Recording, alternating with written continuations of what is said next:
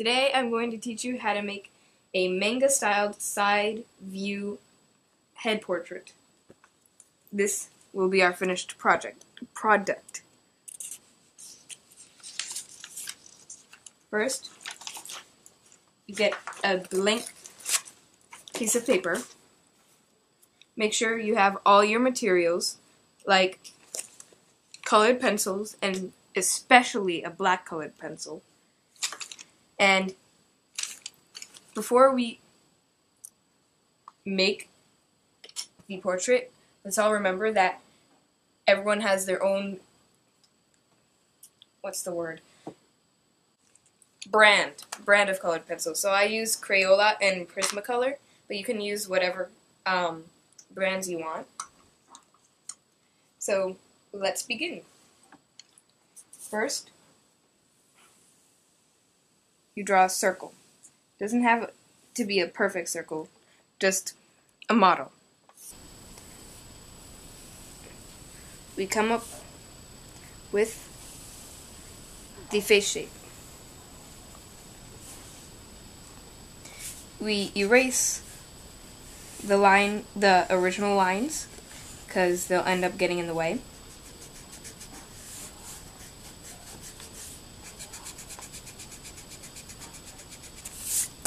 We leave the top part of the original circle on, because that's going to be part of the head. We draw a hairline.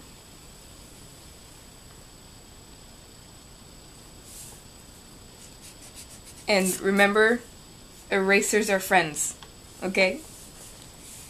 We also create lines for the eyes and the eyebrows.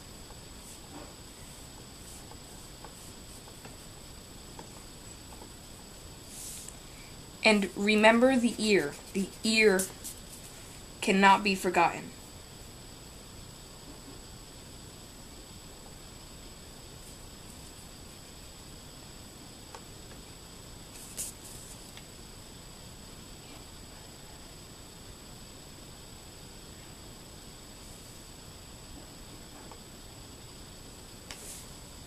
Okay? So when we draw the eye, it's not a very typical eye. Most eyes in basic manga do not look like this, and it takes a lot of trial and error, which is why I say erasers are friends.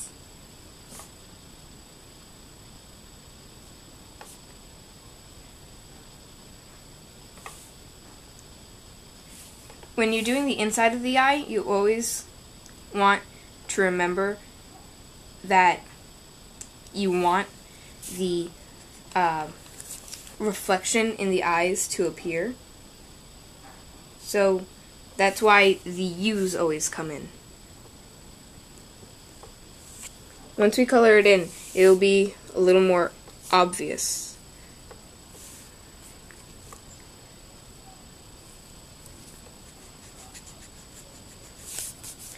Trial and error. If you want to make this character look in a certain direction, you have to bring that eye in that direction of the actual eye as a whole. So let's take a look back at our finished project. And remember that the hair is very big in manga. So, I'm gonna go back, and if you need the original project, you can always bring it up on the screen. But here, just gonna rip it out and keep it next to me.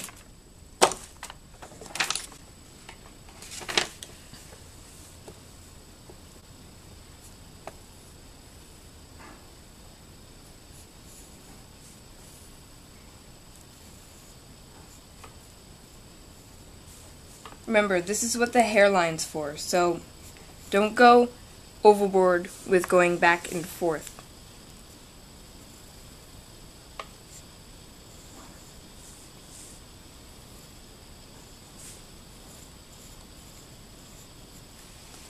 It doesn't have to look exactly like the original project, but it's still always good to be consistent with your work if you're creating one of your own characters.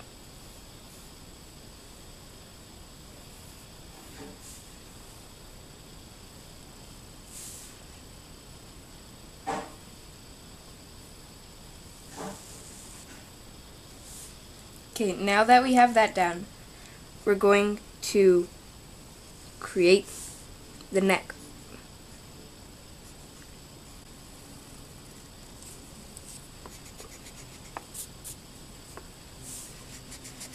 Now that you have the hair and neck done, going to erase what's left of the original circle.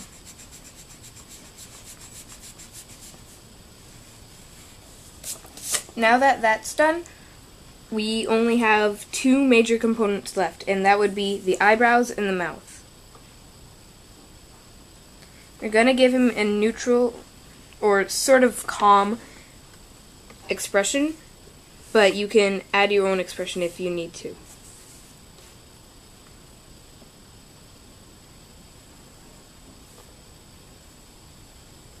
Now remember, the eyebrow does go into the hair because in manga you see all of the lines that you make. So you finish up the basic portrait by erasing any lines that are unnecessary that you didn't already erase, like these eye lines.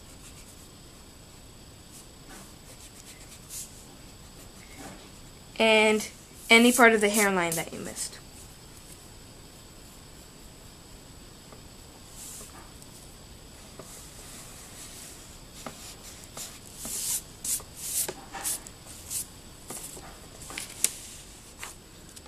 Now for the minor details.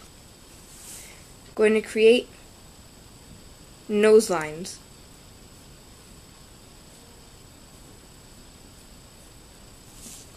And it adds depth. We're also going to create necklines. That too, gives life and depth. And the details of the eye. Going to add an oval in the middle and lines over here. When we color it in, we're going to see what that line is for.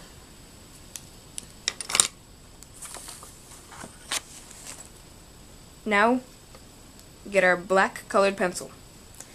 I should have made sure it was sharpened beforehand. However, it will work.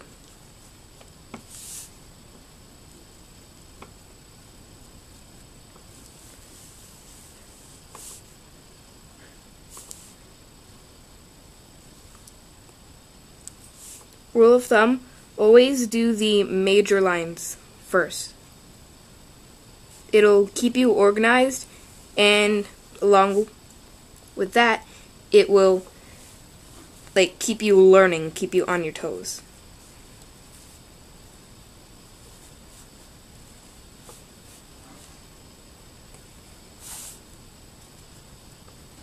If you don't get the lines perfectly on the pencil marks, it's okay. Just as long as you do end up either erasing the pencil mark or filling in the mark that you already put.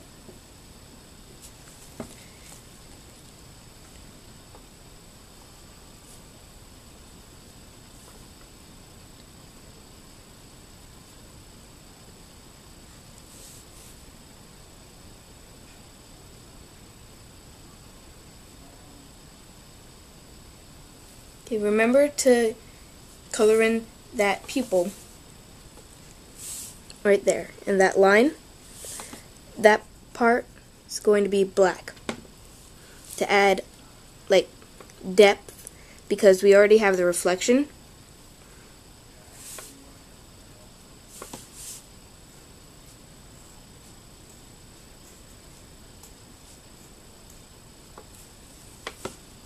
Now we color it in. In the original picture, his eyes are green. And they don't have to be green on yours, but I like green eyes.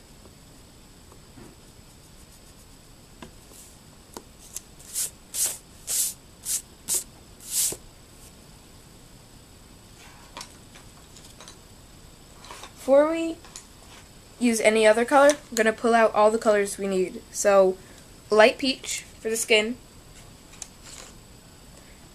Tuscan red for the hair, keeping black out for the hair too. And remember, if you use a color for the hair, it also has to be for the eyebrows too. So, I'm going to use the skin first, because, well, save the best for last, and I always enjoy coloring the hair.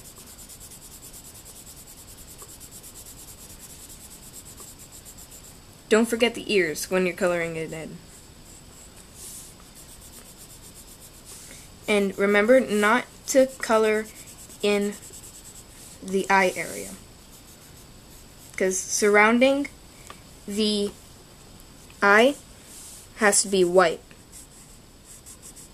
Unless you're doing something for a horror show, in which case red or black would probably do fine.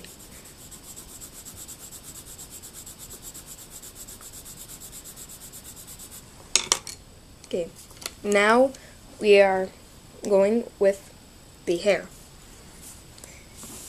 So, the eyebrow I'm coloring first because it needs a more sharper tip. And while you're coloring the hair, use a colored pencil away from the point of the part so that it actually looks somewhat like realistic hair.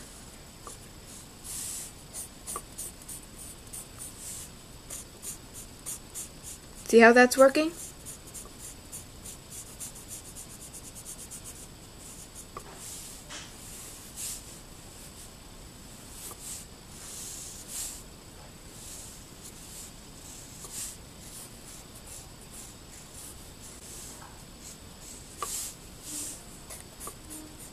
This part will admittedly take a while, but in the end, it's like a real payoff.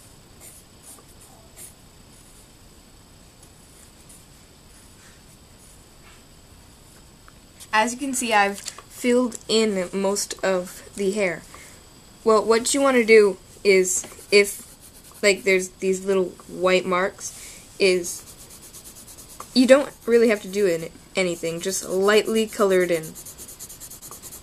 And honestly, if you make the major lines, like the hair lines, enough, then it doesn't really matter if you slightly color it in lazily. Just do it lightly.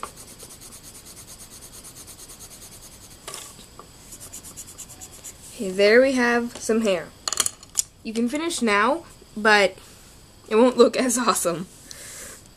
So if we're gonna add the black ends like we did on the original, you don't have to go with such precision as you did with the main body of hair.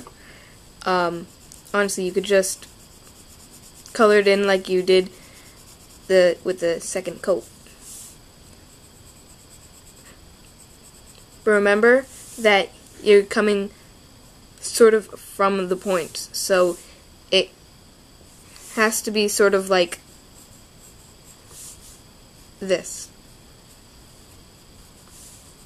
but sort of faster if you want to get it done.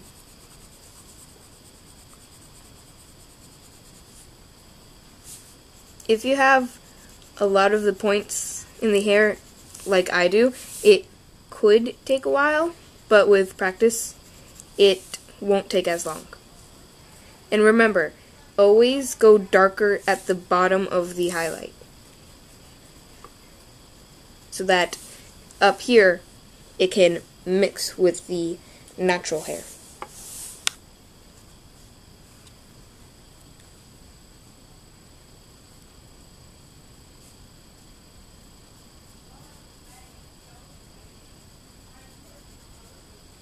You also want to keep the line between black and Tuscan red even, so that it looks like whoever dyed the ends of his hair was not an amateur.